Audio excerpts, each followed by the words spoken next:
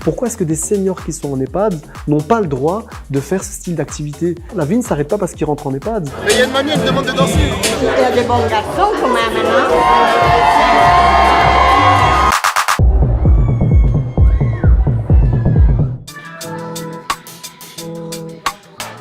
Oui, ce soir, je vais dans une discothèque, je ne sais pas encore laquelle. On me l'a déjà dit, je crois que j'ai oublié. Est-ce que je ne suis pas suffisamment préparé comme ça?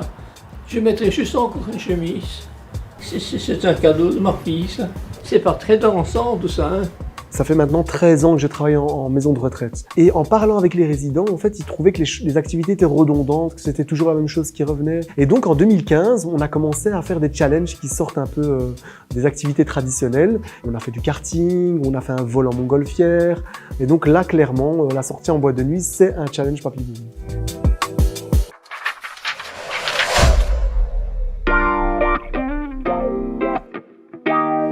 C'est l'heure du maquillage avant d'aller danser. Les gens de la boîte, au début, sont un peu comme ça, et les résidents, ils deviennent les stars de la boîte. Rouge à lèvres? Non? Vous savez, c'est des personnes qui sont institutionnalisées, ce n'est pas pour rien, c'est parce que leur santé ne leur permet plus d'être à domicile.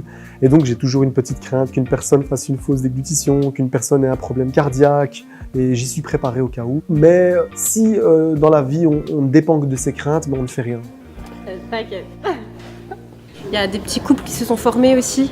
Ah, il y a de la drague, mais ça... ce qui se passe en boîte, ça reste en boîte. Allez les amis, c'est parti! On y va, on va devenir, allez monsieur! Allez, c'est parti! On peut aller? On peut y aller, on peut y aller.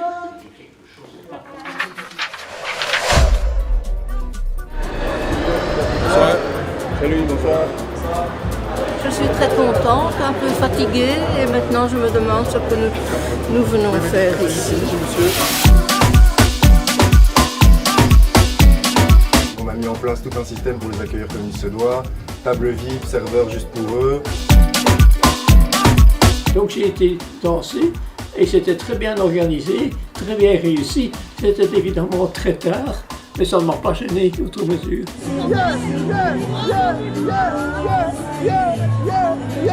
Et la musique, c'est une musique originale, mais c'est une musique sans arrêt, sans début ni fin, sans titre et sans parole, quoi. Mais ça m'a tout de même plu.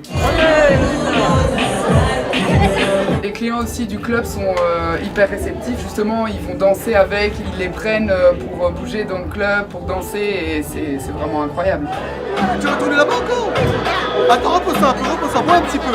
Attends, Lolita!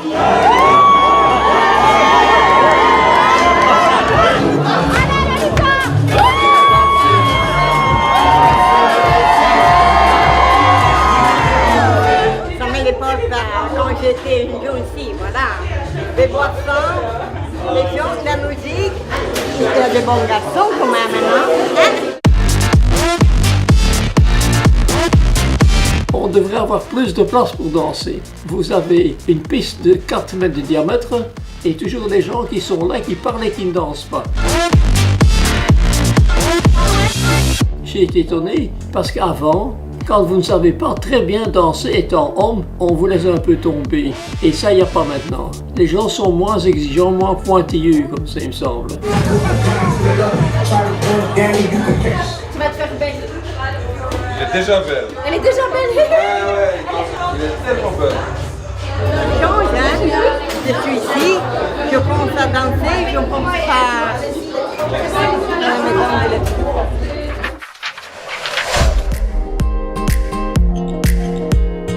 Il faut savoir qu'en boîte de nuit, en tout cas quand on a ramené nos aînés, c'est toujours bienveillant envers nos seniors. Les gens s'intéressent, tiens, qu'est-ce qu'ils font là, d'où ils viennent, ils s'intéressent vraiment à la population. C'est vraiment de la bienveillance pure qui est vraiment extraordinaire et beau à voir en tout cas. J'ai vu que quand je sortais en soirée, je m'amusais plus comme avant. Je voyais que les gens, ils étaient trop sur leur téléphone, ils dansaient pas, ils se levaient pas, ils rigolaient pas. Et là, je suis sortie avec eux et je me suis éclatée comme jamais. Mais vraiment. Je me sens bien, de 2h30 du matin et je me sens fort. J'aurais pu rester 1 heure de plus. Moi aussi, hein. Merci. Merci. Rentrez bien, mademoiselle.